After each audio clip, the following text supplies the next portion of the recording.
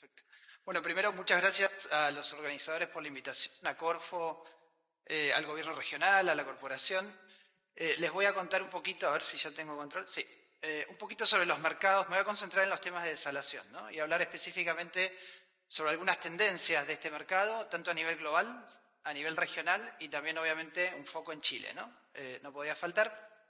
El año pasado, y aquí Borja, tú me corriges si me equivoco en algún tema, desarrollamos un estudio donde justamente levantamos información a nivel regional sobre el estado de situación del mercado de la desalación en nuestra región, ¿no? Entonces, ahí contarle algunas cositas. Obviamente, la demanda de agua es una función del crecimiento poblacional, no es una correlación 1 a 1, pero básicamente estamos experimentando un fenómeno bastante intensivo de crecimiento poblacional y obviamente esto pone muchísima presión sobre el recurso hídrico y sobre el sector de agua y saneamiento a todo nivel para abastecer esta demanda creciente, ¿no? Obviamente, históricamente nuestras fuentes de agua son las fuentes superficiales, las fuentes subterráneas, y ahora estamos empezando a explorar fuentes alternativas.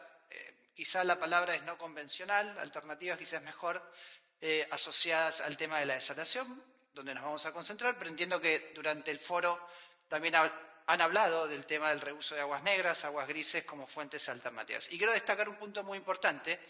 Yo estoy en Chile hace más o menos un año y la verdad que en mis discusiones de política y demás, la gran mayoría han sido discusiones de oferta, es decir, cómo incrementamos la oferta del recurso para los distintos usos, pero no tanto cómo reducimos la demanda y cómo gestionamos la demanda. Y creo que las discusiones de política pública, y lo vemos en el resto de la región, ¿no? Generalmente deberían empezar y empiezan por cómo reducimos pérdidas, cómo gestionamos mejor la demanda y después, con esa situación optimizada, como le dice el Sistema Nacional de Inversiones de Chile, empecemos a pensar cómo generar nuevas alternativas en materia de oferta, ¿no? Ese es un sesgo, la verdad, muy fuerte por múltiples razones que en este año me ha sorprendido en Chile versus otras discusiones de política en el resto de la región, ¿no? Obviamente también detrás de eso están las discusiones de institucionalidad.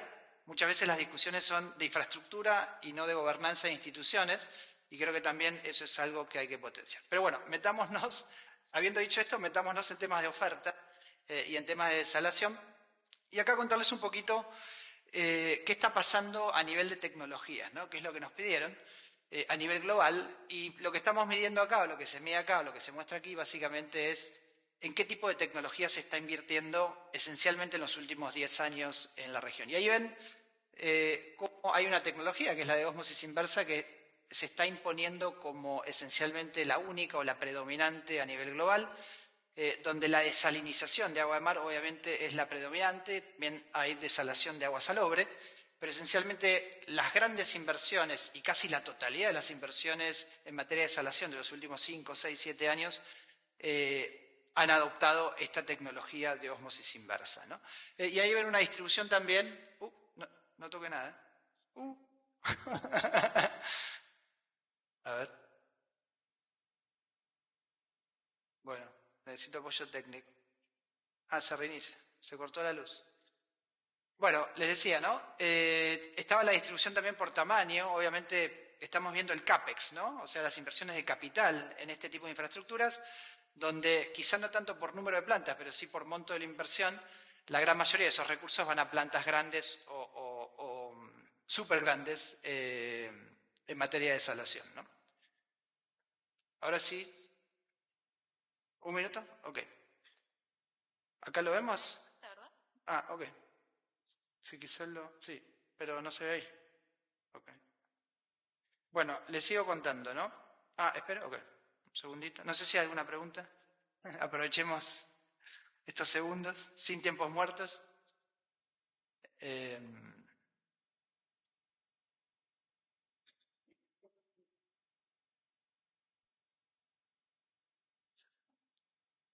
Bien, ahí volvimos. Entonces, bueno, esto es un poco lo que está pasando a nivel de tecnologías. Veamos también cuáles son los principales mercados a nivel global, donde ahí lo que se muestra es que esencialmente la gran mayoría de las inversiones de capital que están teniendo lugar en este momento tienen lugar en el Oriente Medio, digamos, en la península del Golfo Pérsico, especialmente el mercado de Arabia Saudita, el de Emiratos. Estados Unidos también obviamente es un mercado grande, especialmente en la costa oeste, todo lo que es California. España ha sido un mercado históricamente importante para la desalación. Israel típicamente también, uno de los países más avanzados en este sentido. De hecho, Israel migró su matriz hídrica desde un uso de agua superficial a esencialmente un porcentaje muy importante de agua desalada para los distintos usos. Australia, y a nivel de América Latina hay 3 mercados que se destacan mayormente, que son el de Chile, obviamente, el de Brasil, el de Perú también, y también el mercado, ¿no? En realidad 4 mercados. Nosotros como región América Latina representamos más o menos el 6% de las inversiones de capital a nivel global. Somos un mercado chiquito, pero creciente, y ahora vamos a ver un poquito más de datos en ese sentido. Acá, importante esto, ¿no? Es un sector que se caracteriza por los altos costos de operación. Entonces acá lo que presentamos son los 20 mercados principales en términos de inversiones de capital, que son el gráfico de la izquierda, donde ahí, como verán, Arabia Saudita sigue liderando, y esto para el periodo 2023-2027, o sea, lo que está pasando y lo que va a pasar en los próximos años, o sea, proyectos de desalación. Arabia Saudita es el mercado más importante, en ese sentido, casi más que duplica, digamos, el siguiente, que es Emiratos. Y en términos de OPEX, obviamente también, pero lo que vemos a la derecha ya es la capacidad instalada, ¿no? O sea, ya son plantas que están operando, y ahí ven que países como España e Israel se mueven un poquito hacia la izquierda porque ya tienen capacidad instalada existente. Pero es un poco la distribución, y ahí ven como Chile, en términos de CAPEX, está más o menos en el puesto 13, y después tenemos entre los 20 principales también a Perú y a Brasil, tanto en términos de CAPEX como en términos de OPEX, ¿no? Este dato es interesante en términos de para qué se utiliza el agua desalada, ¿no? Y mayormente aquí vemos 2 usos, en realidad. Uno es para consumo humano, es decir, para sanitarias, empresas prestadoras de servicios de agua, y también para usos industriales, ¿no? Que aquí entiendo, Borja, no está metida la parte agrícola, no industrial. Esto es industria, y algo de agrícola está en la parte industrial, pero como ven, a nivel global, la gran mayoría del agua que se desala se utiliza para consumo humano, es decir, para abastecimiento de agua potable en el marco de alguna empresa prestadora de servicios. Y después vamos a ver qué está pasando en América Latina, que es un poquito diferente, donde el uso industrial es un poquito más predominante que el uso para consumo humano, por lo menos en esta coyuntura, ¿no?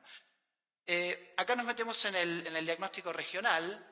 Hicimos esta evaluación del mercado de la desalación, y lo que identificamos son casi 2.000 plantas desaladoras de distintos tamaños, de distintas capacidades, de distintos usos o para distintos usos en toda la región, y donde ahí, bueno, se desconfigura un poquito, pero ahí hay 3 mercados importantes, que son el de Brasil, el de Chile y el del Caribe. Obviamente hay mucha dispersión en el resto de la región, que es la columna de más a la derecha. Perú un poquito menos, y México, especialmente en la zona de Baja California, además también hay mucha densidad de plantas desaladoras, ¿no? Pero como verán, Chile, esto es dato 2022, más o menos, había casi 250, un poquito más de 250 plantas desaladoras a nivel nacional, ¿no? Esta es la capacidad instalada de estas plantas, de estas casi 2.000 plantas. ¿Cuál es la tecnología predominante? Que es el gráfico de la derecha. Ahí ven que la gran mayoría de esas tecnologías y de esas plantas utilizan la ósmosis inversa como tecnología, y la mayoría son desaladoras de agua de mar, ¿no? Obviamente, y ahí la capacidad instalada para los distintos mercados, donde Caribe, Brasil, por tamaño, ¿no?, del mercado, predominan en términos de la capacidad instalada, metros cúbicos día existentes en este momento, ¿no? Aquí lo que les decía hoy, ¿no? ¿Qué está pasando en América Latina en términos de los usos de esta agua desalada? A nivel global, recuerdan que la gran mayoría, el gran porcentaje, es utilizada para consumo humano.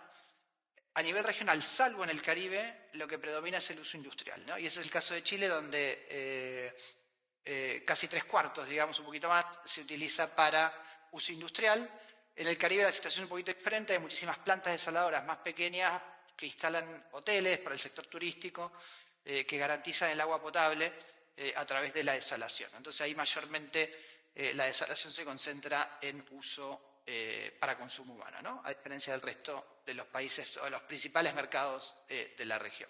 Es un poquito la curva al 2022, por lo menos, de la capacidad contratada, que no es lo mismo que la capacidad de producción.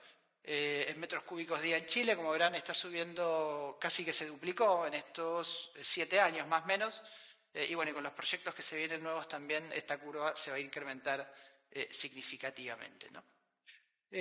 Importante, salgamos de las tecnologías, salgamos de los tipos de uso y metámonos en los costos. Y acá nos referimos puntualmente, esto es una muestra de plantas desaladoras de distinto tamaño para un periodo de tiempo, digamos. Y como verán, si trazáramos una línea de tendencia en este gráfico, vemos que hay una línea de tendencia que va de hacia arriba, o sea, de izquierda a derecha, obviamente, y de arriba a abajo, ¿no? Es decir, el costo promedio de desalación por metro cúbico está disminuyendo de manera bastante interesante, lo cual le incrementa mucho la viabilidad a esta tecnología y también como alternativa, no solo para consumo humano, sino también para otros tipos de usos, ¿no? Entonces, ahora tenemos un poquito que ha pasado en los últimos 5 años, pero como verán, ahí hay 2 proyectos, los que están en rojito, que son 2021, 2022, donde la tendencia de costo por metro cúbico está tendiendo a reducirse. Esto es costo de producción. ¿Cuál es el desafío que tiene Chile? Especialmente si el uso es minero industrial, que después la tenés que bombear a una cota de 2.000, 3.000 metros, entonces el 0.5 o el dólar por metro cúbico se te va a 7, 8, 9, 10, ¿no? Y ese es el gran desafío que tiene Chile, por lo menos para lo que es el uso industrial de esta tecnología y esta fuente de agua alternativa o no convencional, ¿no? Para consumo humano, ahí como la distribución es menor, los costos por metro cúbico son relativamente razonables. Después vamos a hablar de las plantas multipropósito, donde se puede jugar con esa característica de la planta justamente para generar un esquema tarifario de costo por metro cúbico donde todos ganen, ¿no? Esto también es interesante que, de vuelta, los costos de producción. Después la distribución, otra película, otro monstruo, digamos. Pero esta es la distribución porcentual de los distintos costos, obviamente los costos de capital, que ahí ustedes tienen la desagregación, que es toda la parte de ingeniería dura, digamos, abajo, gris oscuro. Los costos de financiamiento, muchos de estos proyectos son privados, entonces las empresas no es que tienen la liquidez o el equity para construirlos, son plantas en algunos casos de cientos de millones de dólares. Entonces hay que financiar y eso obviamente tiene un costo de financiamiento que hay que considerar en la ecuación. Y acá lo interesante es que hay 2 costos muy importantes que son los de energía. O sea, para producir agua desalada necesitamos energía. Por eso la desalación en realidad es una discusión de nexo, agua-energía. No es una discusión de agua, sino de la combinación entre los 2 sectores. Y obviamente también es un sector o una tecnología que tiene elevados costos de operación y mantenimiento. No tan dramáticamente como otras tecnologías,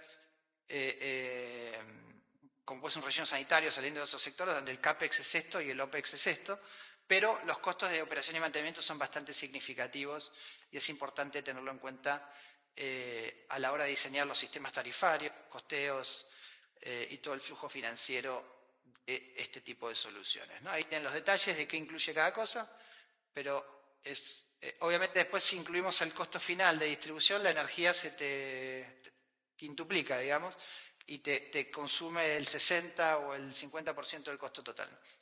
Esto también es interesante, que hay economías de escala, obviamente. Ahí ven la distribución abajo de la capacidad de la planta en metros cúbicos día y obviamente el costo por metro cúbico. Y como verán, cuanto más grande, obviamente, menor el costo por metro cúbico. Típicamente las plantas que tienen menos de 6.000 o capacidad de producción de menos de 5.000 metros cúbicos día son plantas modulares predefinidas, pero obviamente el costo por metro cúbico sigue siendo bastante significativo. Todo esto se está reduciendo y lo que estamos viendo en materia de inversión es que en promedio cada vez las plantas son más grandes y maximizan este tipo de economía de escala y mejoran, como se dice en inglés, el economics de este tipo de soluciones, ¿no? Así que esto es importante también para tenerlo en cuenta. Y hay también interesante como una desagregación un poquito más detallada de los distintos tipos de costo para los distintos tipos de planta, ¿no? Importante, cuando pensamos en tecnología de desalación o en fuentes no convencionales, pensar el modelo de financiamiento, ¿no? O sea, quién al final del día financia, lidera, promueve el proyecto. Y es un espacio, es una tecnología que tiene alto potencial de participación del sector privado, ¿no? Obviamente hay plantas desaladoras, por ejemplo, para abastecimiento de APRs, incluso aquí en Coquimbo, para algunas de las cuencas de Choapa, Limarí, etcétera, que probablemente requieran algún tipo de financiamiento público.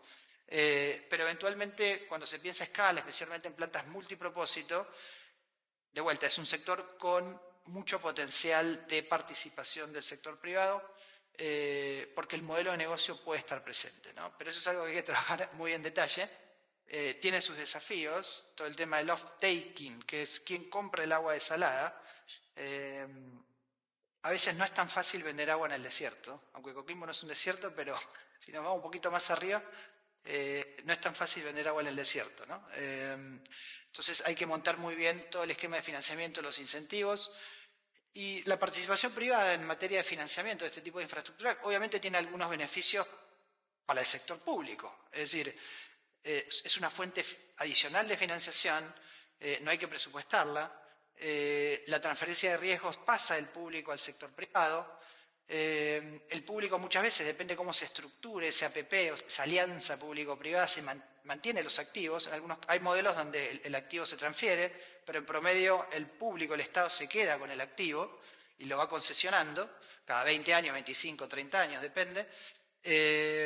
Y obviamente también hay beneficios en términos de calidad del servicio, porque operar una planta desaladora no es tan sencillo. Uno requiere expertise, requiere un equipo de ingenieros muy fuerte, de operarios, y en promedio el sector privado tiene esa expertise en materia de operación, y también la aceleración de tiempos, ¿no? Muchas veces, especialmente en Chile, con un sistema nacional de inversiones tan denso burocráticamente, meter en la ecuación al sector privado a veces acelera los tiempos en los cuales la infraestructura entra en operación, ¿no? Así que es un espacio, y esto lo digo pensando como GORE, ¿no? Como región de Coquimbo.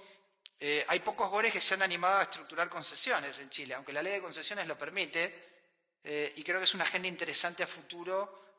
No solo la DGC puede estructurar, la Dirección General de Concesiones del Ministerio de Obras Públicas puede estructurar concesiones, sino también los gobiernos regionales, ¿no? Y creo que hay una curva de aprendizaje interesante de generación de capacidades para empezar a estructurar algunos proyectos de este tipo desde los gobiernos regionales, ¿no?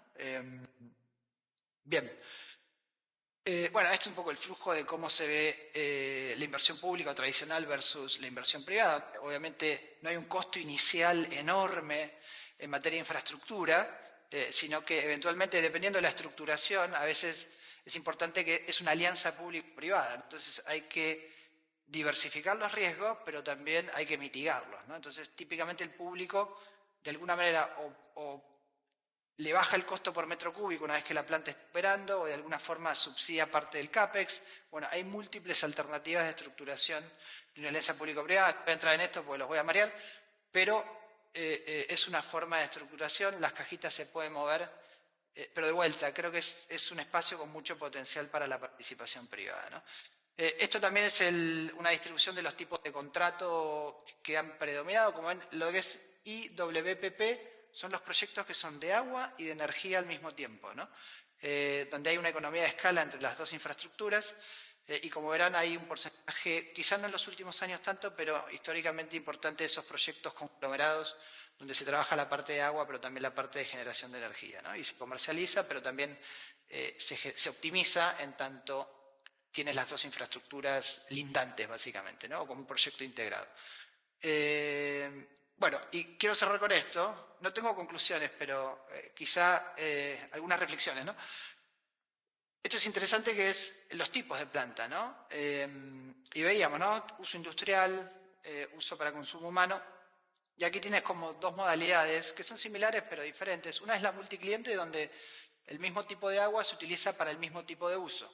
Y ahí hay un proyecto, todavía es un proyecto, el de NAPAC en Chile, es un proyecto enorme, donde eventualmente, si ese proyecto avanza y se construye y empieza a operar, sería el primer proyecto multicliente donde tú tendrías la infraestructura y distintos tipos de usuarios, off-takers, como se dice en inglés, mineros, que harían uso de esa agua desalada, ¿no? Y obviamente tiene algunas ventajas en términos de estructuración y demás. Y después tiene las multipropósito, que es la planta desaladora básicamente oferta y provee agua para distintos tipos de uso, para consumo humano, para uso agrícola o eventualmente para uso industrial minero en el caso de Chile, ¿no? Y quizá aquí lo interesante, y con esto cierro, del tema de las infraestructuras multipropósito, es que uno puede jugar con los costos por metro cúbico, donde de alguna manera, claro, ¿cuál es el gran desafío de la desalación en Chile? ¿Cómo impacta esta infraestructura en la tarifa del consumidor de La Serena o de Coquimbo, ¿no? Donde, claro, es una tecnología más clara que captar y distribuir el agua de una fuente superficial o incluso subterránea. Es más caro por metro cúbico, hoy por lo menos, ¿no? Entonces, eso va a tener un impacto tarifario. ¿Cómo podemos mitigar parte de ese impacto tarifario? No, jugando un poco con los costos por metro cúbico, donde si es un privado, por ejemplo, le puede cobrar un poquito más caro al industrial y con eso subsidiar, entre comillas, costo por metro cúbico para la distribución o para los usuarios, sea una empresa sanitaria o cualquiera sea para consumo humano. Así que es interesante, creo que Coquimbo tiene mucho potencial para, dada la gran demanda industrial, la gran demanda agrícola, pero también la gran demanda de consumo humano, pensar en infraestructuras de desalación multipropósito que puedan abastecer los distintos usos y demandas que tiene la región. Así que, bueno, no tengo conclusiones, como decía, pero espero que les haya dejado algunos datos y algunas reflexiones también sobre hacia dónde se está moviendo este mercado a nivel global, a nivel regional y en Chile, para que también la región empiece a tomar decisiones en términos de cómo se mueve en este sentido. Así que muchas gracias. Muchas gracias, Germán. Y tenemos una pregunta, una última consulta antes de que te retires a través de redes sociales. Nos envían la siguiente pregunta. ¿Cómo se está asegurando la sostenibilidad económica y financiera de los proyectos de desalación en la región? Y si existen también mecanismos de financiamiento público-privado o incentivos para la inversión de esta tecnología. Si puedes comentar al respecto. Sí, bueno, creo que hablé un poquito de eso, ¿no? Creo que la sostenibilidad financiera de estas infraestructuras, o sea, hay que estructurar el proyecto con esa visión, es decir, cómo pagamos los costos de capital, cómo pagamos los costos de operación, cuál es la estructura tarifaria que hay que montar en ese sentido, cuál es el precio, cómo lo optimizamos. Si eso no está detrás, nos vamos a quedar con elefantes blancos que o no logran comercializar el agua o que eventualmente no pueden cubrir los costos de operación y esos proyectos típicamente se caen.